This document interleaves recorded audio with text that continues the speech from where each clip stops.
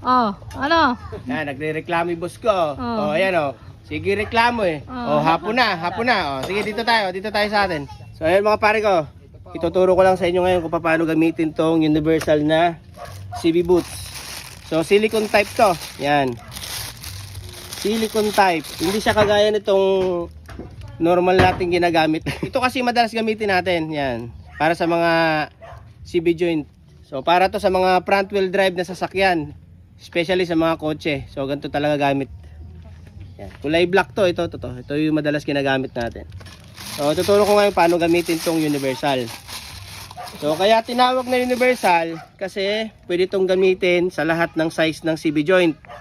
Ayan. Kasi marami nagtatanong kung paano daw gamitin to. Malaki daw, hindi raw kakasya. So papakita ko sa inyo ngayon kung paano to gamitin. Ito na, naikabit na natin yung iba. So ito yun, meron na tayong naikabit kasi nag-repack tayo ng mga axle. So kabit natin ngayon. Siyempre una, maglalagay muna tayo ng CB grease. Grasa. So magkaiba yung grasang ginagamit na panlagay sa mga bearing at saka yung CB grease. Yan, para to sa mga CB joint. Ayan. So nilalagyan na natin tong inner. Kasi tapos na natin gawin itong outer. So ngayon, iunahin natin ikabit tong CB boots na silicone type. So huwag nyo kalilimutan yan na ikabit muna. Yan. Pag naikabit yan, isunod nyo ngayon yung tri bearing.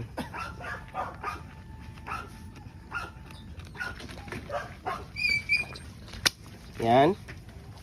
Then sunod natin yung circlip, yung pinakalock nitong tri bearing.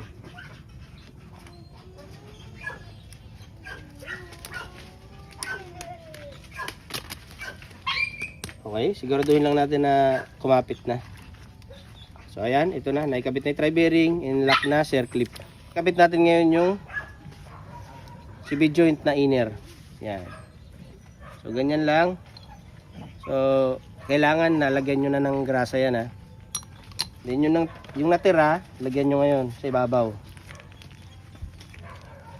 Yan. Yan. So ganyan lang naman yan. Kabit natin ngayon yung CB boots. Ngayon, dahil nga sa universal sa hahanapin mo siya o hahanapin mo yung magpipit dito sa CB joint na to.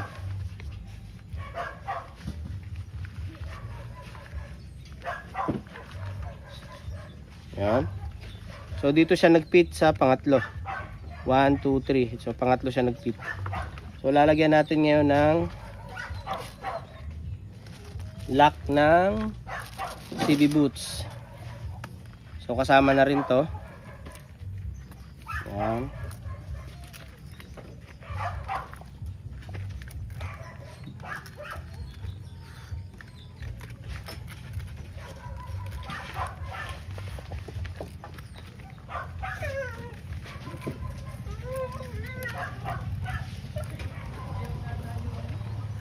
Yan. Medyo madilim na kasi. Pero i-video natin kung paano ikabit to.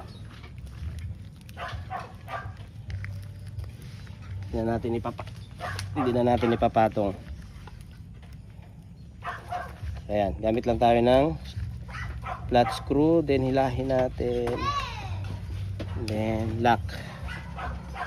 Then pokpok natin.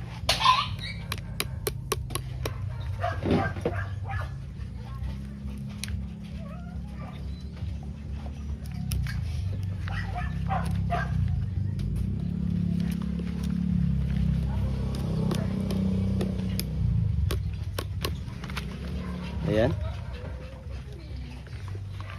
Then putulin natin yung sobra.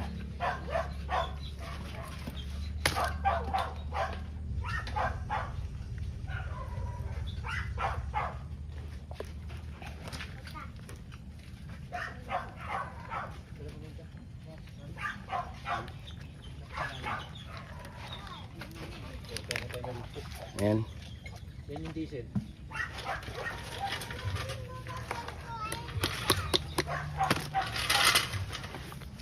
So yan, nakikabit na natin yung lock. So mamaya natin lagyan to ng lock din.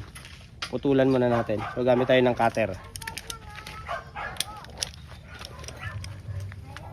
So yan, siguraduhin nyo lang na hindi masusugatan tong ibang side. Doon lang sa pagpuputulan nyo.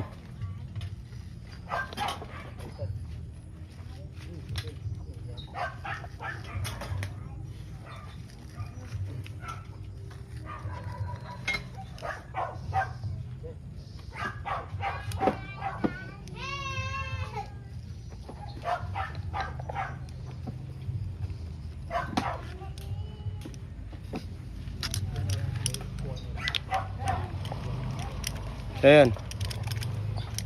So yun mga pare ko, natanggal na natin yung sobra. So ito na itsura niya ngayon. O, diba? So mas matibay ito dun sa ginagamit nating kulay black kasi silicone type to. So yun lang.